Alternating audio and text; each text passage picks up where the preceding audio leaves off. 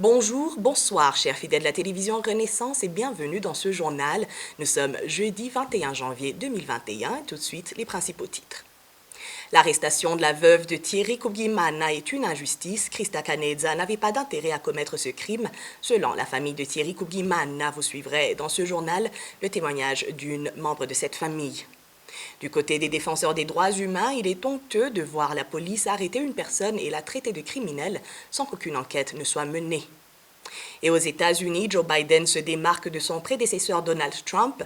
Entre autres exemples, le démocrate autorise désormais l'entrée aux États-Unis des ressortissants de pays à majorité musulmane. Tout de suite, le développement de ce journal.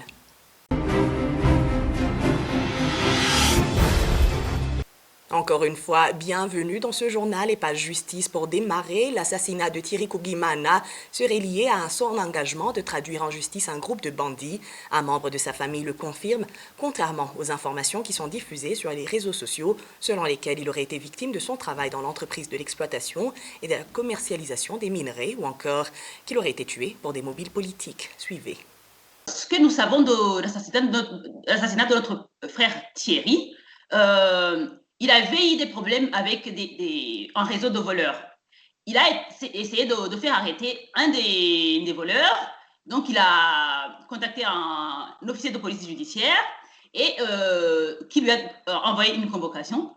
L'un des voleurs, qui est, je crois, actuellement recherché, a été appréhendé. Et comme Thierry venait d'avoir un bébé, il n'a pas pu suivre l'affaire. Et après, on a appris l'assassinat, on a appris son assassinat. Mais en fait, l'un des malfaiteurs, des présumés criminels, aurait oublié le téléphone sur le lieu du meurtre. Et c'est ainsi qu'on a pu voir que donc la photo de l'un des malfaiteurs, qui est d'ailleurs présenté sur parmi ceux que la police a présenté. Donc voilà, c'est tout ce qu'on sait de l'affaire. Voilà. L'épouse est poursuivie pour la participation au meurtre de son mari. Quelle est la position de la famille aujourd'hui? Nous sommes scandalisés, nous sommes en grande tristesse, et c'est l'horreur, c'est ignoble, c'est inqualifiable, on n'a plus de mots, on souffre, toute la famille souffre, c'est de l'humiliation, c'est de la moquerie, je ne peux pas qualifier ça, c'est au-dessus de nos forces. Cependant, l'arrestation de l'épouse de feu Thierry Kubimana inquiète la famille. Christa Canezza n'a aucune responsabilité dans cette affaire, surtout qu'ils étaient jeunes mariés. Les relations entre les familles sont bonnes. La famille rejette en bloc une quelconque implication de cette jeune femme. Les familles restent également étonnées de l'incrimination gratuite du porte-parole de la police, alors que les enquêtes sont toujours en cours. Parole de la police qui est pertinent, c'est qu'il a dit donc sur les ondes de la RTNB, je crois, que Christa, donc l'épouse de feu Thierry, aurait déplacé les malfaiteurs, les présumés criminels. Et d'après ce que je sais, Christa, c'est une jeune étudiante qui vient de commencer l'université et donc qui dépendait de son mari. Et donc, elle n'avait pas de connexion en dehors de la famille, de ses études. Deuxième chose, elle dépendait de son mari. Ils étaient amoureux. Ils venaient juste de se marier, ils venaient d'avoir un bébé. D'autres choses, c'est que donc, de ce qu'il a dit, donc, elle aurait déplacé les malfaiteurs, mais Christa ne savait pas conduire. Donc, elle vient juste d'apprendre. Il y a un membre de la famille qui est en train de lui apprendre à conduire. Avant la mort de son mari, elle ne savait pas conduire. Je ne sais pas si elle les aurait transportés sur sa tête. Sinon, elle ne savait pas conduire la voiture. Donc, elle est en train d'apprendre là. Voilà. L'enquête devrait être secrète, normalement. Il n'y a que le tribunal qui peut accuser une personne. Donc, on ne comprend pas. Témoignage recueilli par mon confrère Révérien Badi Kamri. L'association chrétienne pour l'abolition de la torture condamne le comportement du porte-parole du ministère de la Sécurité publique au Burundi. Maître Jean-Claude Nibulumonsi, le chargé du département juridique au sein de la CAT Burundi, indique que ce ministère fait tout pour fausser les enquêtes avant même qu'elles ne soient entamées. La CAT Burundi s'insurge contre le comportement récidive de la police nationale du Burundi.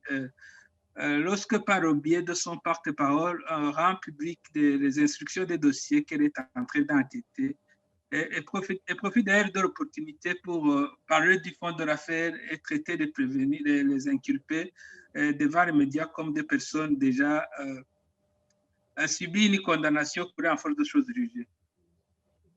Les cas les plus récents que nous avons dénoncés dans notre déclaration sont les personnes arrêtées en commune Murambi, en province de Mongué, ainsi que le cas dans certains Thierry Kukimana, Sylvania Gasekerouye, en zone Moussaga au mois de novembre 2020.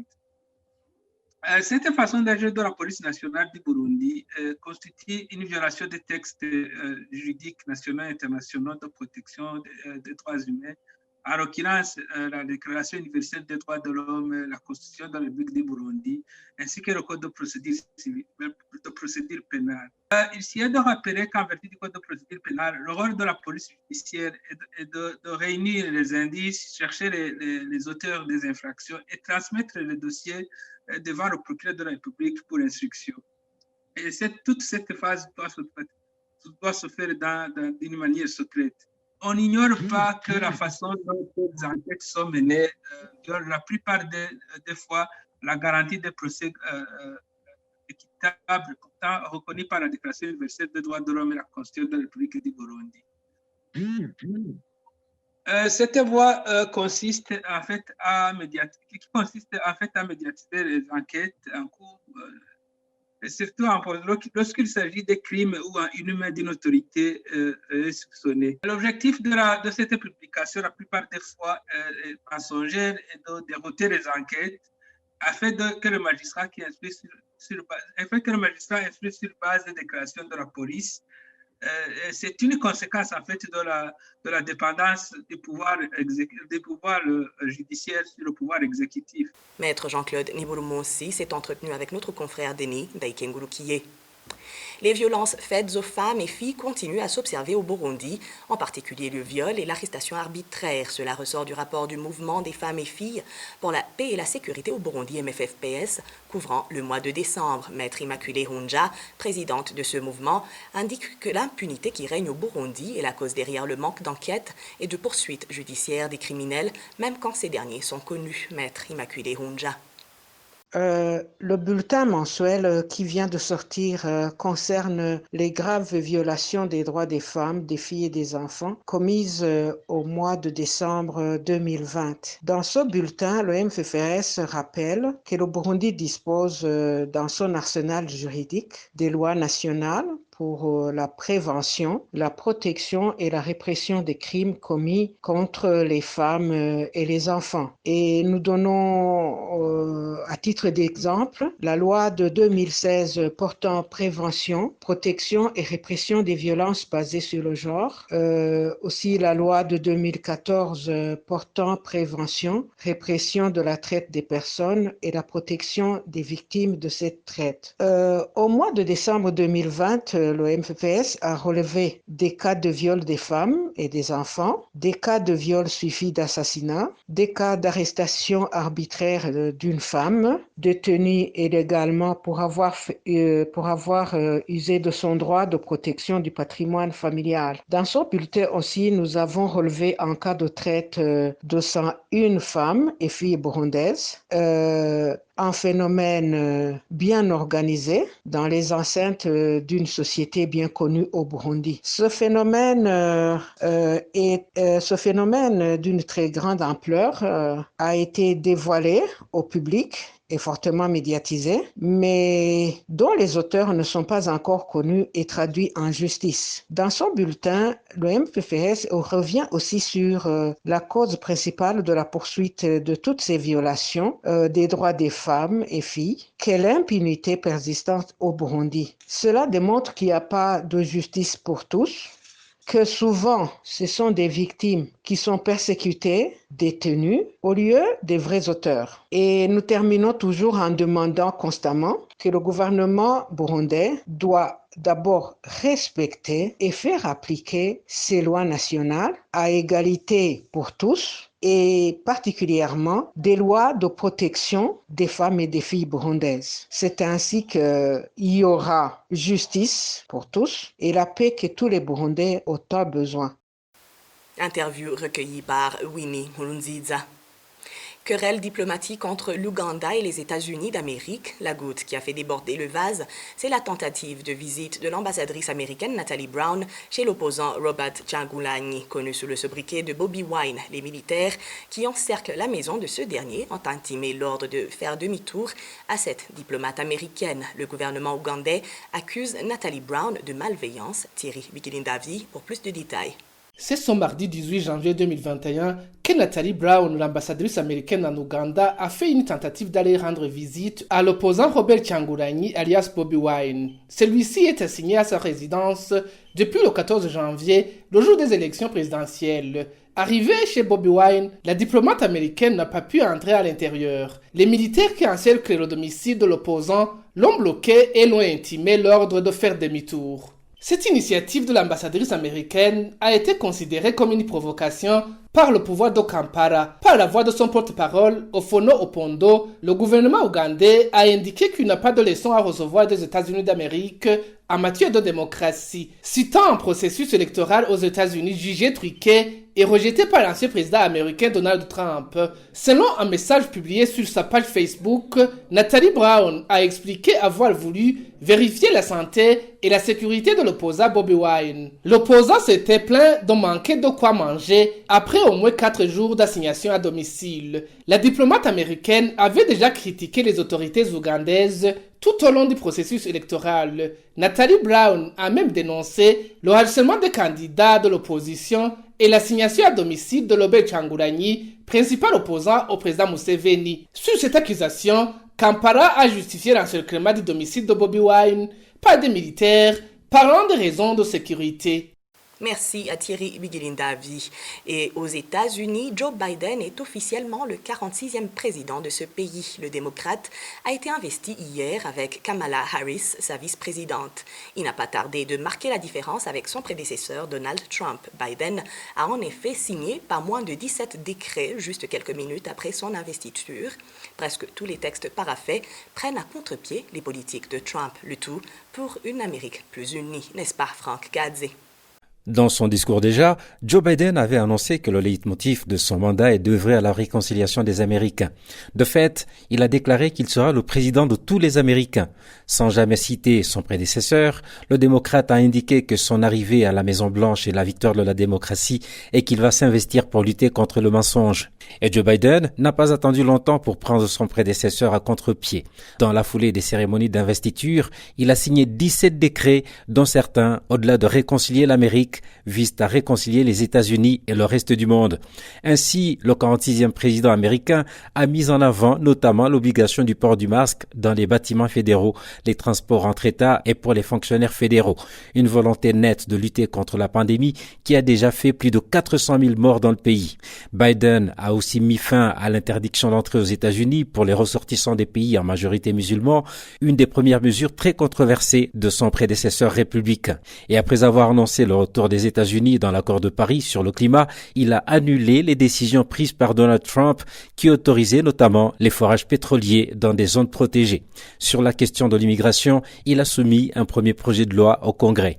Le texte prévoit notamment d'accorder la citoyenneté aux clandestins vivant depuis plusieurs années aux États-Unis. L'investiture de Joe Biden et sa vice-présidente Kamala Harris s'est déroulée dans une ambiance particulière. Les Américains ont suivi les cérémonies par leur voie virtuelle. Des milliers de drapeaux avaient été plantés sur l'immense esplanade du National Mall menant au Capitole. Parmi les invités de marque figuraient les anciens présidents Barack Obama, George Bush et Bill Clinton, le grand absent étant Donald Trump qui avait quitté la Maison-Blanche quelques heures avant les cérémonies en compagnie de son épouse Melania Trump. Et avant de clore notre journal, l'arrivée au pouvoir de Joe Biden apporte un espoir dans les relations diplomatiques des États-Unis et ses partenaires africains. C'est l'avis de Ngengurutse Emmanuel, spécialiste des questions de la diplomatie, qui indique également que la situation des réfugiés burundais, y compris des Burundais demandeurs d'asile, pourrait s'améliorer grâce à la politique du nouveau président américain. Concernant particulièrement l'Afrique, je crois que le président Biden a une image positive de l'Afrique. Il n'a pas de position extrême contre tel ou tel autre pays et il n'est pas contre les Noirs, comme on a pu le voir dans les déclarations de son prédécesseur. Par conséquent, celui-là, je crois qu'il va raviver les programmes qui ont été promus sous le mandat de Barack Obama, notamment le programme Power Africa, le programme Young African Leaders, le programme n'est-ce pas, de résolution des conflits et de sécurisation des espaces en guerre en Afrique, comme en Somalie. J'ai entendu, en ce qui concerne les pays qui sont dans la même situation comme le Burundi, pas seulement les Africains, qu'il entend organiser une conférence internationale sur la démocratie, le droit de l'homme, l'environnement, n'est-ce pas? Un autre aspect important, je pense, que le président Biden aura à se préoccuper, c'est la situation des réfugiés et des demandeurs d'asile. On le sait, les réfugiés, ils demandent trop de moyens pour les entretenir, pour les protéger, les nourrir. Et il se fait qu'au niveau de l'organisation, enfin, du HCR, il y a un manque de moyens, n'est-ce pas? Et pourquoi? Parce que les États-Unis ne contribuent pas assez. Depuis l'arrivée au pouvoir du président Trump, il a réduit les contributions des États-Unis aux organisations internationales. Et là, je pense que le président Biden pourra alors rehausser un peu les contributions. Par exemple, les réfugiés burundais, ils sont les moins financés de tous les réfugiés du monde. Et là, on espère qu'avec Biden, il y aura une certaine amélioration. Deuxième chose, ce sont les demandeurs d'asile. Les demandeurs d'asile, vous avez entendu que le président Biden s'est engagé, n'est-ce pas, à régulariser un certain nombre d'entre eux et à étudier favorablement d'autres demandes d'asile. Interview recueillie par Bertrand Ngendakuriyo, et c'est par ici que nous mettons un point final à notre journal. Merci à toute l'équipe de production et à vous tous qui l'avez suivi. Au revoir.